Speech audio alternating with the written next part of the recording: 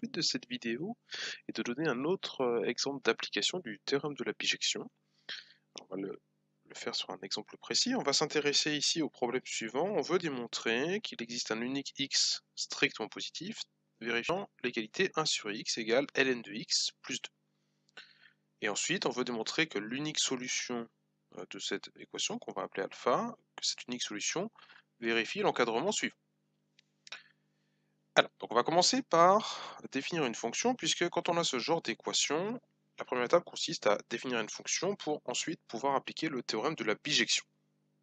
Alors, il y a plusieurs fonctions qu'on peut étudier ici. Je vais en prendre une en particulier, une pour laquelle on peut arriver à une réponse, qui va nous permettre de répondre à la question qui est posée. On va poser f de x égale 1 sur x moins ln de x pour x appartenant à R plus étoile, pour x strictement positif. Et du coup, ce qu'on va chercher à résoudre, nous, c'est f de x égale 2, puisque on va dire que 1 sur x est égal à ln de x plus 2 est équivalent au fait que 1 sur x moins ln de x est égal à 2. Donc voilà ce qu'on veut résoudre. Alors, il faut savoir qu'il y a d'autres fonctions qu'on peut définir aussi et qui amènent au même résultat. Ça, je donnerai une liste ensuite de telles fonctions. Alors, pour cette fonction-là, on va vouloir appliquer le théorème de la bijection. Pour ça, donc on a deux hypothèses à vérifier. Il va falloir justifier que f est continu sur un intervalle et que sur cet intervalle, f est strictement monotone. Donc, déjà, on va commencer par étudier les variations de la fonction sur R plus étoile. La fonction qu'on vient de définir, f est bien définie et dérivable sur R plus étoile, car c'est la somme de fonctions définies et dérivables sur cet ensemble.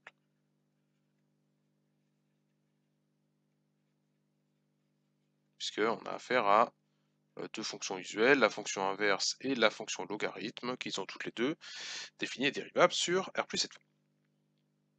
Maintenant qu'on a dit ça, on peut dériver la fonction. Vu qu'on avait défini f de x comme étant égal à 1 sur x moins ln de x, la dérivée va être égale à moins 1 sur x2, qui est la dérivée de 1 sur x, moins 1 sur x, qui est la dérivée de moins ln de x.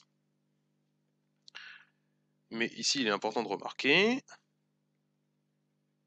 que la dérivée qu'on vient d'obtenir est strictement négative, quelle que soit la valeur de x. Et ça, on peut l'affirmer, puisque x est strictement positif. Donc la somme de deux fractions qu'on avait juste avant est clairement strictement négative. Donc on en déduit que f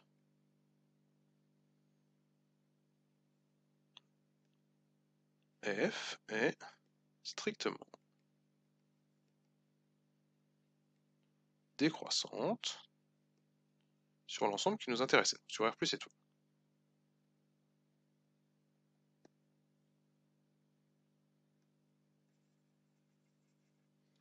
Hein, donc ce qui est la première hypothèse du théorème de la bijection, donc je vais appeler ça 1. Alors ça, je vais le résumer aussi dans un tableau de variation.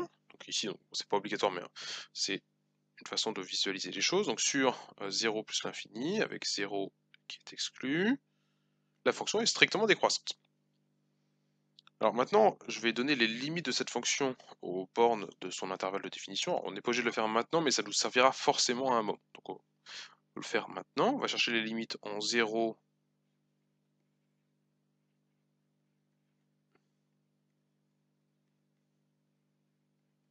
et en plus l'infini de notre fonction. Alors en 0 et en plus l'infini, en fait, il n'y a pas de forme à déterminer, puisque, par exemple, en 0, 1 sur x va tendre vers plus l'infini, puisqu'ici on est en 0 plus, la fonction n'est définie que sur R plus étoile. Donc 1 sur x en 0 plus tend vers plus l'infini. Ln de x va tendre vers moins l'infini en 0. Mais vu qu'il y a un moins devant, ça va nous donner plus l'infini. Et donc on a finalement une somme de deux quantités qui tendent vers plus l'infini. Donc la limite de notre fonction en 0, c'est plus l'infini. Et en plus l'infini, vous laisse le vérifier, mais il n'y a pas de forme indéterminée non plus. Et la limite est moins l'infini. Voilà, donc on a notre tableau de variation, on a notre fonction qui est strictement décroissante sur R plus étoile, et on a trouvé les limites en 0 et en plus l'infini. Donc maintenant on va pouvoir appliquer le théorème de la bijection. F est continu sur R plus étoile.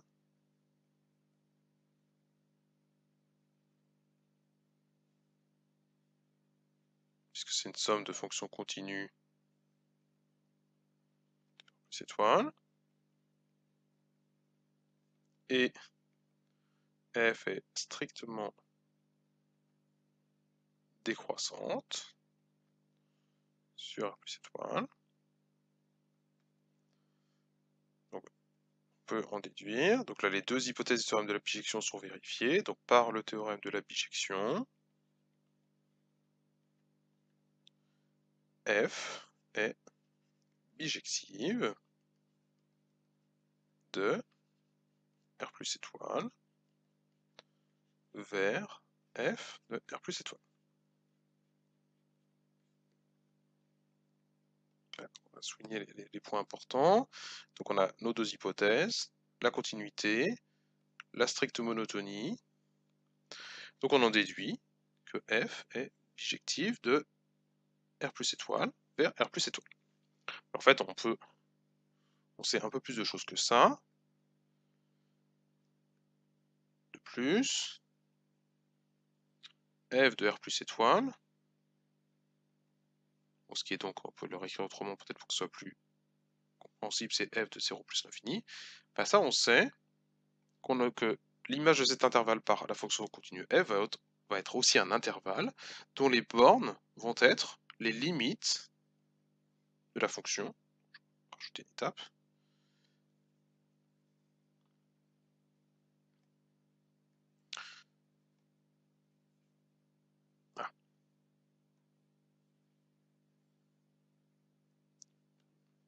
Donc ça va être la limite en plus l'infini de f et la limite en 0 de f.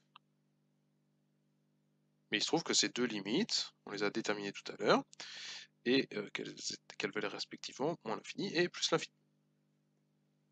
Alors pourquoi est-ce que, peut-être que vous vous demandez pourquoi j'ai inversé les deux limites, pourquoi est-ce que j'ai commencé par la limite en plus l'infini, puis après j'ai donné la limite en 0, c'est parce que la fonction est strictement décroissante, donc l'image de 0 plus l'infini par f va être l'intervalle qui a pour extrémité les limites en plus l'infini en 0. Ce qu'on voit aussi peut-être plus facilement sur le tableau de variation, l'image de 0 plus l'infini, avec le tableau de variation, on voit bien que ça va être l'ensemble moins l'infini plus l'infini, c'est-à-dire R.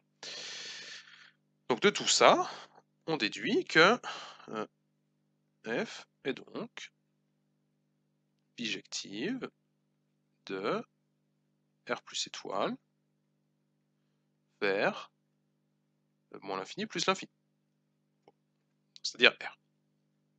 Alors ça c'est très important pour répondre à la question qui est posée, puisque la question qu'on se posait était, on voulait savoir, on voulait démontrer qu'il existe un unique x tel que f de x est égal à 2. Mais il se trouve que 2 est dans l'ensemble moins l'infini plus l'infini, puisque 2 appartient à R, l'ensemble dérivé de notre fonction là, c'est très important, il existe un unique élément de l'ensemble de départ R plus étoile, tel que f de x égale 2. Autrement dit, donc on a bien répondu à la question, il existe un unique x strictement positif tel que ln de x moins 1 sur x, je trouve que c'est dans l'autre sens,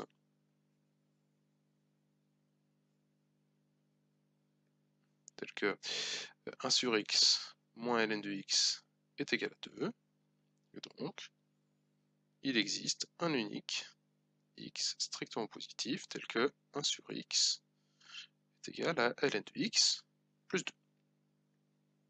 Ça, c'est exactement ce qu'on voulait démontrer.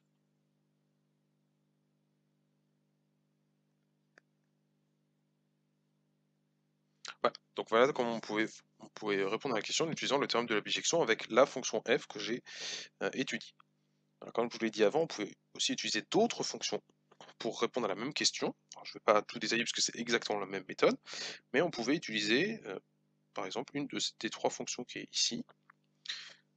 Et même si les calculs sont différents, les calculs intermédiaires vont être différents, même si on a quelques différences au niveau des calculs, on aura exactement les mêmes arguments. Donc, on va passer par une fonction qui est strictement monotone, on va montrer qu'elle est continue, utiliser le théorème de la bijection, les limites peuvent être différentes, certaines valeurs peuvent être différentes, mais les arguments sont exactement les mêmes. Donc vous pouvez essayer avec un autre exemple, peut-être que vous avez essayé avec une autre de ces fonctions. Donc voilà pour la première question. Une question très classique, qui revient assez souvent dans les sujets de concours. Et autre question qui est très classique et qui va avec la question précédente, c'est une fois qu'on a montré qu'il existait une unique solution à notre équation, donc on l'a appelée alpha, c'est ce que nous dit l'énoncé, on veut ensuite montrer que alpha est strictement compris entre deux quantités. C'est pareil, la méthode ici est très classique, c'est pas très compliqué, il faut juste se rappeler les différentes étapes. On va commencer par calculer les images par f des trois éléments dans cet encadrement. Alors déjà, on sait que f de alpha c'est 2, car alpha est l'unique nombre tel que f de x égale 2.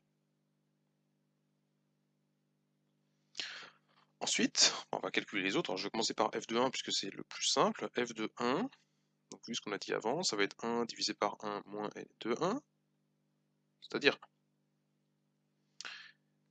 Et f de exponentielle moins 1, donc on va le calculer aussi, ça va être 1 sur exponentielle moins 1, moins ln de exponentielle moins 1. Donc ça va simplifier un petit peu aussi, ça va donner e, parce que c'est 1 divisé par exponentielle moins 1. Et ln de exponentielle moins 1, un petit peu, ça fait moins 1, on va trouver e plus 1.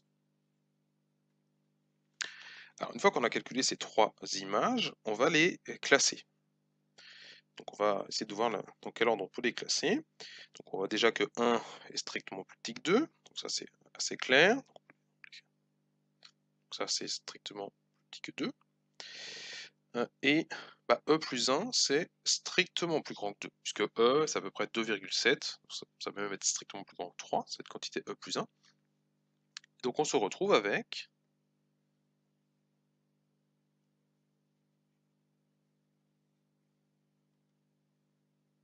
f de exponentielle moins 1, qui est strictement plus grand que f de alpha, qui est strictement plus grand que f de 1. Et de cet encadrement sur les images, on va pouvoir en déduire un encadrement sur les antécédents alpha exponentielle moins 1 et 1.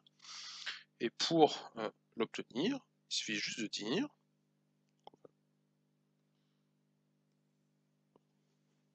ça. Donc cet encadrement-là, puisque f est strictement décroissante sur R plus étoile et que exponentielle moins 1, alpha et 1 sont des éléments de R plus étoile,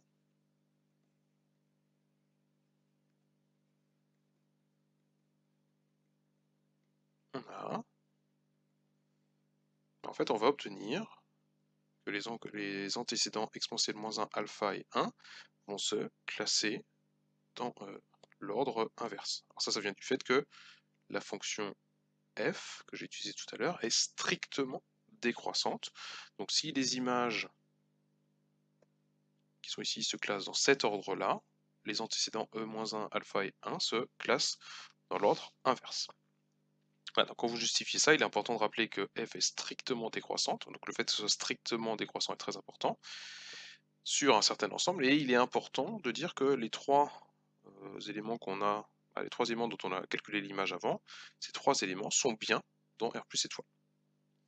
Et donc on en déduit que alpha est strictement compris entre exponentielle moins 1 et 1.